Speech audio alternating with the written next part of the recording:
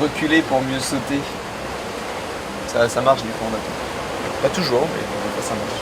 Non, mais grosso modo, qu'est-ce qui se passe? Il y a une situation qui n'est pas hyper bien calée dans l'Atlantique Sud. Donc il y a un peu deux options qui se sont dessinées là dans la flotte. Il y a une option qu'ont pris nos deux concurrents, c'est de partir quasiment plein nord dans un vent qui est donc au portant dans du vent assez faible. Et une deuxième option qui est de traverser une dorsale donc dans le prolongement de l'anticyclone pour aller chercher une zone de vent un peu plus fort, un front. Donc l'idée, ça serait de traverser ce front et de gagner dans l'ouest pour récupérer ensuite l'Alizé avec un meilleur angle.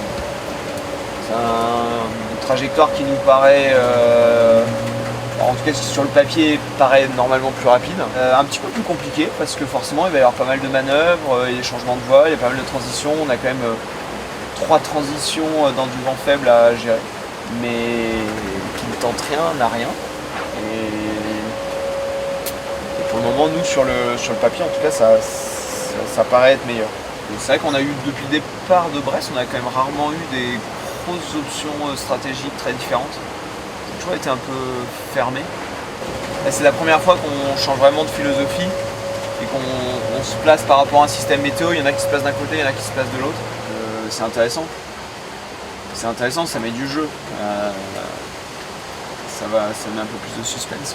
On se lance dans la germination des graines. Mieux vaut tard que jamais.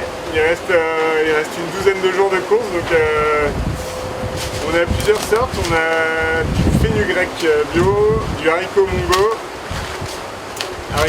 encore, et alfalfa bio. Alors la technique, on ouvre le sachet,